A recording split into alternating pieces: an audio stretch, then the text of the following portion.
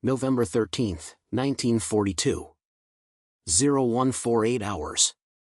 Bridge of the Imperial Japanese Navy destroyer Massacres, Iron Bottom Sound, Solomon Islands. Commander Hara gripped the cold steel railing as American star shells erupted overhead, bathing his ship in merciless white light. For 2 decades, the Imperial Japanese Navy had transformed night combat into a lethal art form, a blade honed to perfection through relentless training and blood-won experience. Now, in this moment of searing clarity, shells were falling around his destroyer with mechanical precision, fired from American warships his lookouts couldn't even see.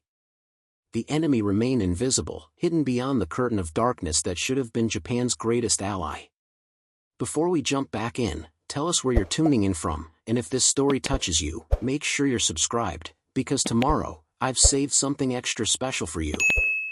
Through the salt-sprayed windows of a Massacres bridge, Hara witnessed something that violated every principle of naval warfare he had learned at Iwo Naval Academy.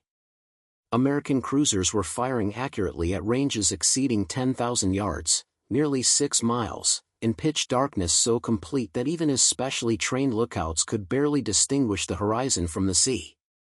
No searchlights betrayed the American positions. No star shells preceded their salvos. No flares illuminated their targeting. Yet their shells arrived with the regularity of a metronome, each salvo walking closer to his ship with terrifying certainty.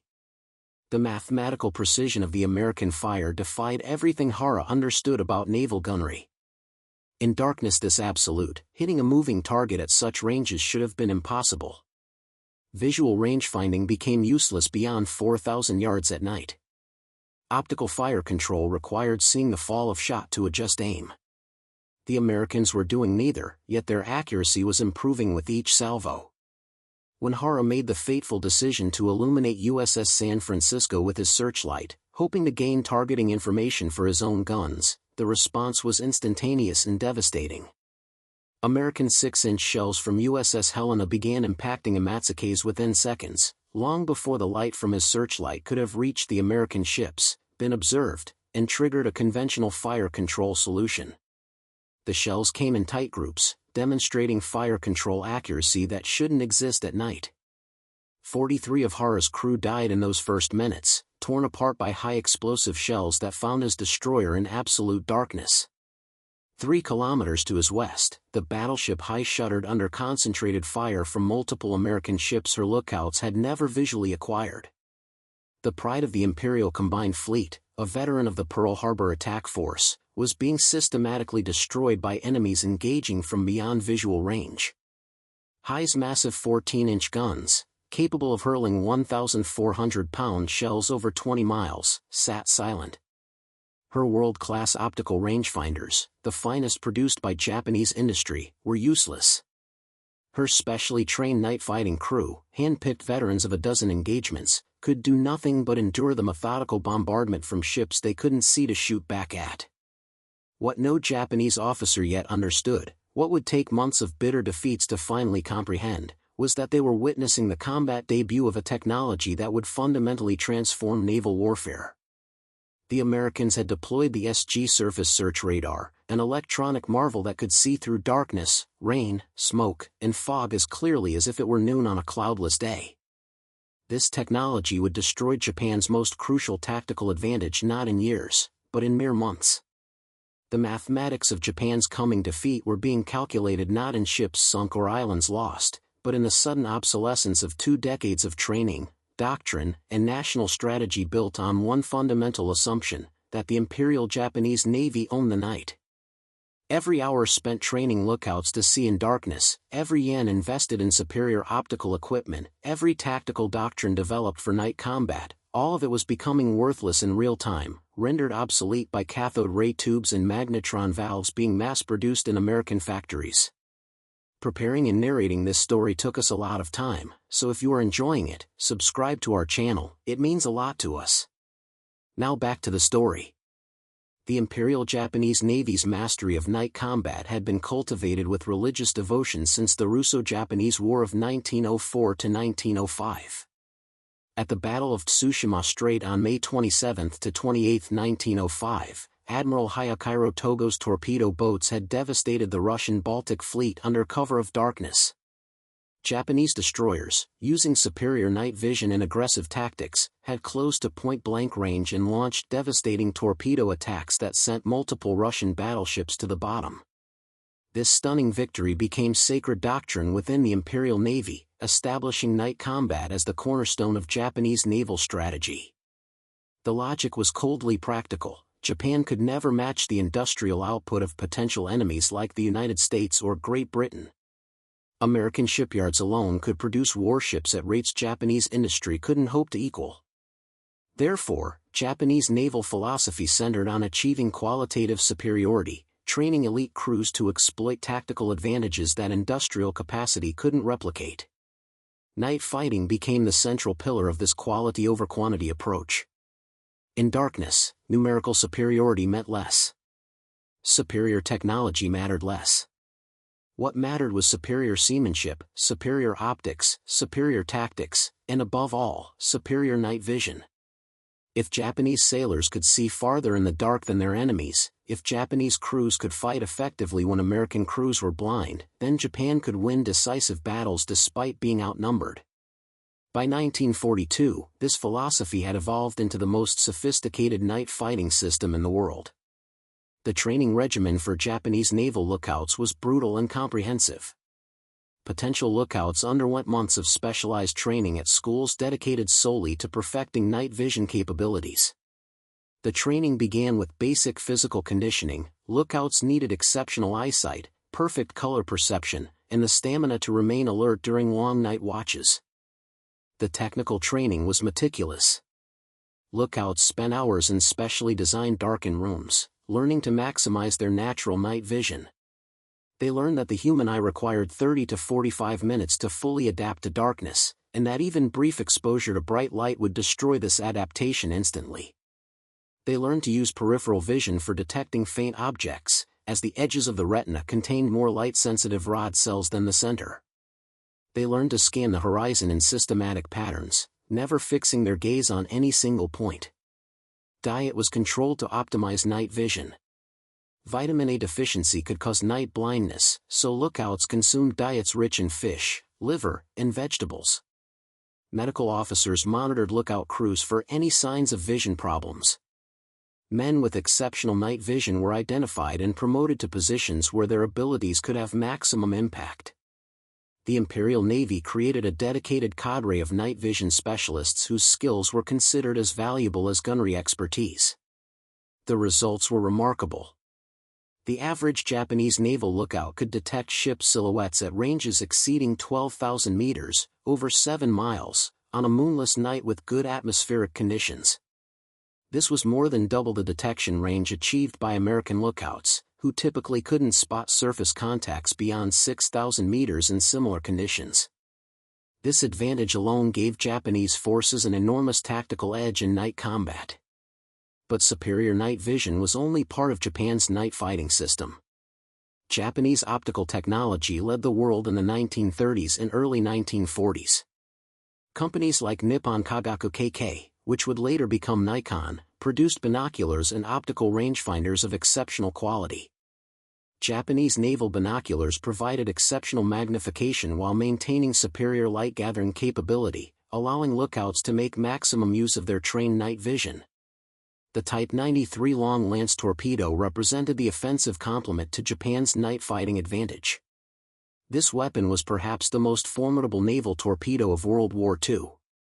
Powered by pure oxygen instead of compressed air, it left almost no wake, making it nearly impossible to spot even in daylight. With a range of 40,000 meters, nearly 22 miles, at 36 knots, or 20,000 meters at 48 knots, the Long Lance could strike targets far beyond any range at which American ships could detect torpedoes at night. The tactical doctrine built around these capabilities was sophisticated and aggressive. Japanese destroyer squadrons trained to locate enemy forces using superior night vision, close to optimal torpedo launch range undetected, unleash massive Long Lance spreads, then withdraw before the enemy could respond. The torpedoes would typically take 15 to 20 minutes to reach their targets at long range, by which time the Japanese destroyers would be miles away, invisible in the darkness. Japanese night combat training emphasized speed, precision, and aggression. Destroyer crews drilled endlessly in rapid maneuvering, high-speed formation changes, and coordinated torpedo attacks executed entirely by visual signals and practiced timing. The training was dangerous, collisions and accidents were common, but it produced crews capable of executing complex tactical maneuvers in complete darkness at speeds exceeding 30 knots. The Imperial Navy's confidence in their night fighting supremacy was not misplaced arrogance, it was validated repeatedly in actual combat. The early months of the Pacific War seemed to prove every assumption about Japanese tactical superiority. The Battle of Savo Island on August 9, 1942, stands as perhaps the most devastating validation of Japanese night fighting doctrine. A Japanese force of 7 cruisers and 1 destroyer under Vice Admiral Gunichi Mikawa approached Guadalcanal to attack the American amphibious landing forces. Allied intelligence knew the Japanese were coming, and Allied forces significantly outnumbered the Japanese attackers. Yet in just 33 minutes of night combat, Mikawa's force annihilated the Allied screening force. For heavy cruisers, USS Quincy, USS Vincennes, USS Astoria, and HMAS Canberra were sunk. Another heavy cruiser, USS Chicago, was severely damaged. Over 1,000 Allied sailors died. Japanese losses: 0 ships sunk, minimal damage to 3 cruisers, 58 men killed. It was one of the most one-sided naval victories in modern history. The Battle of Savo Island demonstrated every element of Japanese night fighting superiority. Japanese lookouts spotted the Allied force first. Japanese ships maneuvered into optimal attack positions while remaining undetected. Japanese long lance torpedoes struck before Allied ships even knew they were under attack. Japanese searchlights illuminated targets only after torpedoes were already in the water, blinding Allied gunners who hadn't yet adapted their eyes to darkness. Japanese gunnery, directed by superior optics, was devastatingly accurate even as Allied return fire was wild and ineffective. Allied survivors described the battle as a nightmare. American ships were being hit by shells and torpedoes from enemies they couldn't see. When American searchlights finally came on, they illuminated the wrong targets or betrayed their own positions without acquiring effective targeting solutions. Allied gunnery was so poor that several Allied ships accidentally fired on each other, adding to the carnage. The Japanese seemed to be ghosts, striking from the darkness with supernatural accuracy. The Battle of Tassafaronga on November 30, 1942, provided another crushing demonstration of Japanese night fighting superiority. A Japanese destroyer squadron under Rear Admiral Reizo Tanaka, running supplies to Guadalcanal, encountered a superior American cruiser force under Rear Admiral Carleton Wright. The American force had numerical and firepower advantages, 5 cruisers and 6 destroyers against 8 Japanese destroyers. Yet Tanaka's destroyers savaged the American force. For heavy cruisers, USS Minneapolis, USS New Orleans, USS Pensacola, and USS Northampton were torpedoed. Northampton sank. The other 3 were so badly damaged they were out of action for months. Japanese losses: 1 destroyer sunk.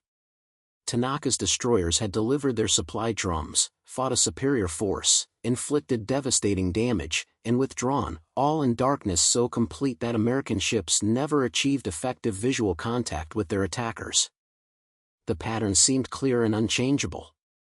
In night combat, Japanese forces destroyed numerically superior enemies with minimal losses.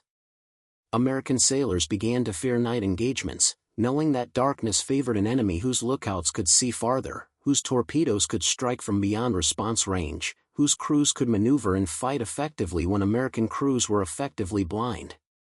The psychological advantage compounded the tactical edge. Japanese sailors entered night combat confident in their superiority, while American sailors faced night battles with dread. This confidence translated into aggressive tactics and decisive action, while American caution often led to hesitation and confused responses.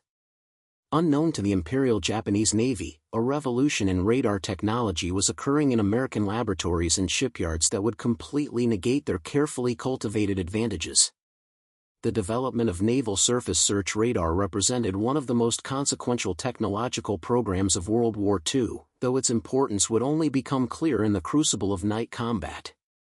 The story of American radar superiority begins not in America, but in Britain. In September 1940, as the Battle of Britain raged overhead, a British technical mission led by Sir Henry Tizard arrived in the United States carrying what historian James Finney Baxter III would later call the most valuable cargo ever brought to our shores.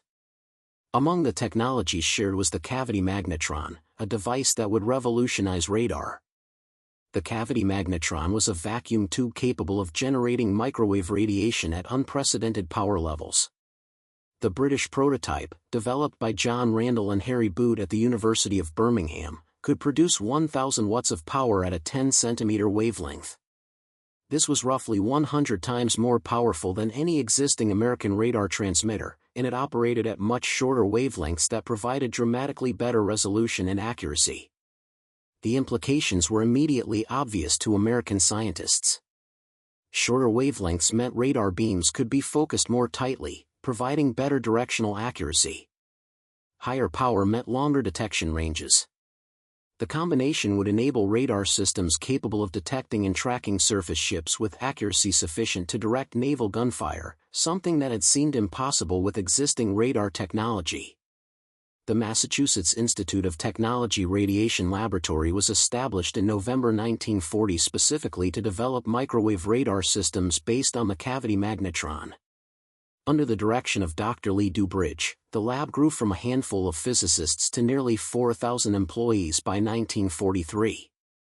The RAD Lab, as it was known, would eventually design over 100 different radar systems and account for radar production worth $1.5 billion in 1940s dollars. The development of the SG surface search radar proceeded with extraordinary urgency. Naval officers who understood radar's potential pushed for rapid development and deployment. The technical challenges were immense, creating a radar system that was powerful enough for long-range detection, accurate enough for fire control, compact enough for shipboard installation, and reliable enough for combat conditions. The SG radar that emerged from this development effort was a technological marvel. Operating at 3 GHz frequency, 10-centimeter wavelength, with 50 kilowatts of peak power, the SG could detect a destroyer-sized target at ranges exceeding 15 nautical miles, over 17 statute miles or 28 kilometers. The system could determine range to within 40 yards and bearing to within half a degree. In ideal conditions, the SG could detect targets at even greater ranges, with some reports of detection beyond 20 nautical miles. But detection range was only part of the SG radar's revolutionary capability. The system introduced the Plan Position Indicator, PPI, display, which would become the standard for naval radar displays for decades. The PPI presented a god's eye view of the tactical situation, a circular screen showing the detecting ship at the center, with all radar contacts displayed in their correct positions relative to the ship. The display updated every few seconds as the radar antenna rotated, creating a real-time tactical picture. Operators could immediately see the positions, courses, and speeds of all contacts. They could count the number of enemy ships, estimate their types based on radar return characteristics, track torpedo wakes, detect periscopes of submarines at shallow depths, and even spot low-flying aircraft. The system worked equally well in daylight or darkness, in clear weather or storms, through smoke screens or fog.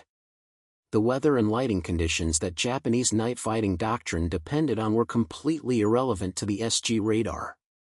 The SG radar was integrated with the Mark 37 gun fire control system and the Mark WWII fire control computer.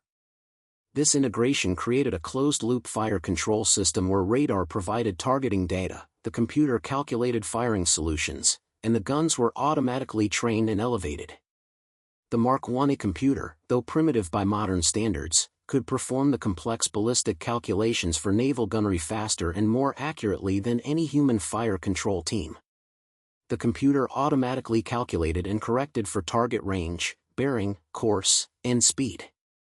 It corrected for on-ship motion, wind drift, and even the Coriolis effect from Earth's rotation.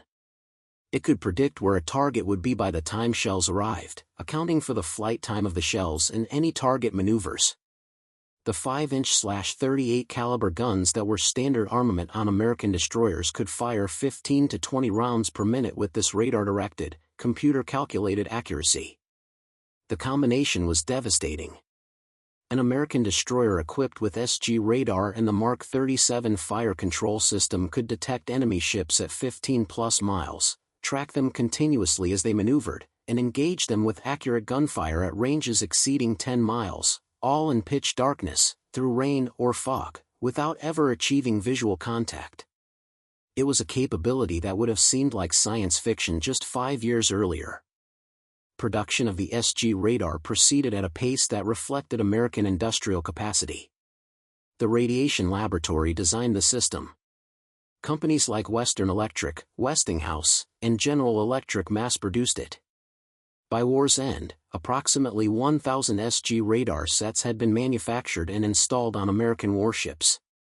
Every new destroyer, cruiser, and battleship commissioned from mid-1942 onward carried the SG as standard equipment. Older ships were retrofitted as quickly as shipyard capacity allowed.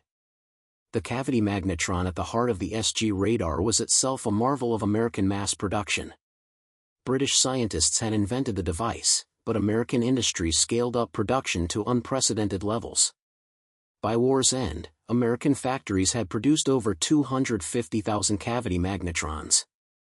Companies that had never built electronic components before were manufacturing precision microwave tubes with remarkable quality and reliability.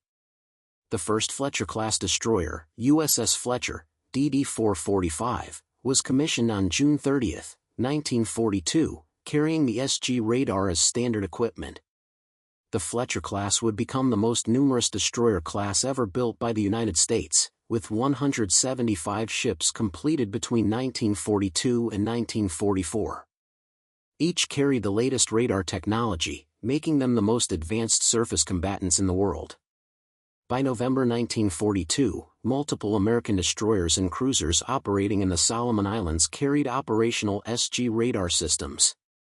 The technology was still new, and not all American commanders fully trusted it or understood how to exploit it tactically. Many captains still relied primarily on visual observation, using radar mainly for confirmation. But a few forward-thinking commanders were beginning to understand the revolutionary implications of fighting battles by radar. USS Helena, CL-50, a light cruiser that had been damaged at Pearl Harbor and subsequently modernized, carried one of the first SG radar sets deployed to the combat zone.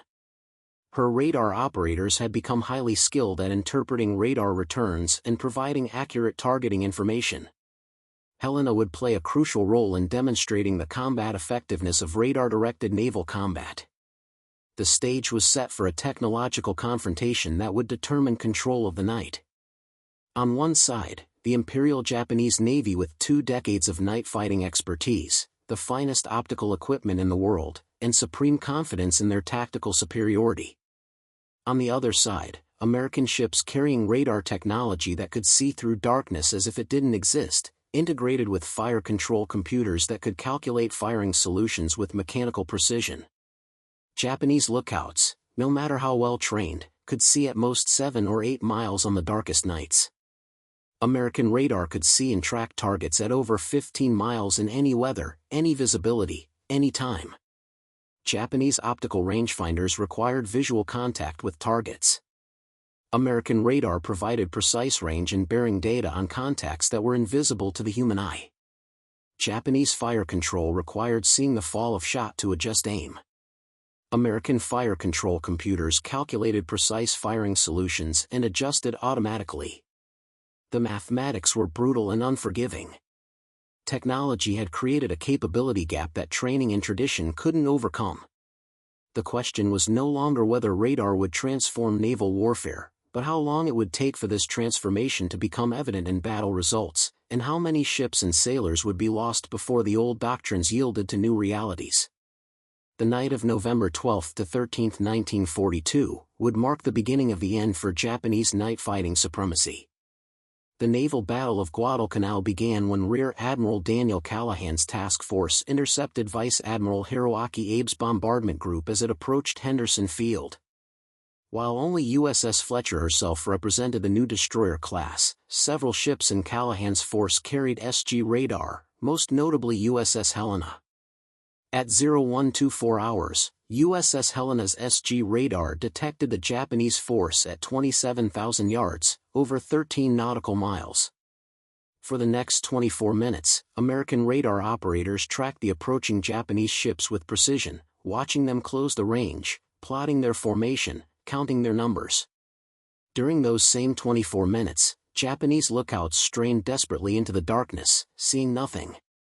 The fundamental asymmetry of the engagement was established before the first shot was fired. Japanese doctrine called for visual contact before engagement. Admiral Abe's ships were organized for their planned mission, bombarding Henderson Field, not for a surface engagement. When the battle began, Japanese ships were still trying to locate their enemies visually while American ships had complete situational awareness from radar. The confusion this created in Japanese formations would prove devastating. The battle itself was confused and chaotic, fought at close range in darkness. Both sides took heavy losses. But the pattern of the engagement revealed the fundamental shift that was occurring. The destroyer Akatsuki, attempting to execute a classic Japanese night torpedo attack, was caught in radar-directed crossfire from multiple American ships before she could launch. She exploded and sank in minutes, her crew having no idea they were under aimed fire until the shells began hitting. Commander Hara on a massacres experienced this new reality firsthand. His ship successfully torpedoed USS Barton, breaking her in half, and USS Juno, leaving her crippled for the fatal attack that would come later. But when Hara made the decision to illuminate USS San Francisco with his searchlight, standard Japanese night fighting doctrine to improve his own gunnery, the response was immediate and crushing. USS Helena's radar had been tracking Amatsukai's for several minutes. When Amatsukai's searchlight came on, Helena's guns were already trained on target. The radar-directed fire was devastating. Shells began impacting Amatsukai's within seconds, far too quickly for a response based on visual detection of the searchlight, target identification, range estimation, and fire control calculation. The fire control solution had been calculated before the searchlight even came on. Hara's searchlight simply confirmed what the radar already knew. 43 of Amatsukai's crew died in that engagement. The ship was severely damaged, her forward magazine flooded to prevent explosion, fires raging in multiple compartments. Hara would survive, and his survival would give him a unique perspective on the transformation of naval warfare he was witnessing. He would command destroyers through 16 major engagements, one of the very few Japanese destroyer captains from Pearl Harbor to survive the entire war. The battleship High became the focus of concentrated American radar-directed fire. In darkness and rain squalls that should have provided concealment from visual observation, she was tracked continuously by multiple American ships. American gunfire was directed with an accuracy that shocked Japanese observers. Shells fell in tight patterns, not the scattered salvos typical of night combat. High absorbed 85 shell hits from American ships firing at ranges where Japanese optical fire control would have been impossible. Her bridge was wrecked, her steering damaged beyond repair, her superstructure transformed into a mass of twisted metal and raging fires. When dawn came, High was dead in the water, unable to steer, unable to defend herself. American aircraft finished what the night battle had begun. She would be scuttled on November 13, the first Japanese battleship lost in the war. Her sinking symbolized more than the loss of a single ship, it represented the shattering of Japanese confidence in their night fighting invincibility. The disparity between Japanese and American night fighting capabilities became increasingly apparent through late 1942 and into 1943. The technological gap was quantifiable and devastating. The American SG radar operating at 3 GHz with 50 kilowatts peak power could detect destroyers at 15+ nautical miles with range accuracy of plus or minus 40 yards and bearing accuracy of plus or minus 0.5 degrees. The system weighed 1,000 pounds and achieved 95% operational availability. The Japanese Type 22 radar, the most advanced surface search radar Japan possessed, operated at 150 MHz with only 2 kW peak power. It could detect destroyers at 10 nautical miles under optimal conditions, with range accuracy of plus or minus 300 yards and bearing accuracy of plus or minus 5 degrees. The system weighed 2,200 pounds and achieved only 40% operational availability. Of the first 60 Type 22 sets built, only about 6 actually worked properly. The numbers told a story of technological disparity that training and tradition couldn't overcome. American radar could see 50% farther, with 7.5 times better range accuracy and 10 times better bearing accuracy, while being half the weight and more than twice as reliable. Total Japanese radar production during the entire war would reach only about 300 units, less than one-third of American SG radar production alone. The technological gap reflected deeper organizational and industrial problems within Japan. Japan had actually developed cavity magnetrons independently by 1937, early in the development of radar technology. Dr. Hidetsugu Yagi had invented the directional antenna that bore his name in 1926. Yet Japanese military leadership excluded Yagi from radar development work. When Japanese forces captured British radar equipment that used Yagi antennas, Japanese technical officers were unaware the design referred to a Japanese invention. Inter-service rivalry between the Imperial Japanese Army and Navy prevented coordination. Both services developed separate, incompatible radar systems, duplicating effort and wasting scarce technical resources. Neither service achieved anything approaching the sophistication or reliability of American systems. The few radar sets that did work were so unreliable that many Japanese commanders learned to distrust radar entirely, preferring to rely on traditional visual observation even as that approach proved increasingly suicidal. Up next, you've got 2 more standout stories right on your screen. If this one hit the mark, you won't want to pass these up. Just click and check them out.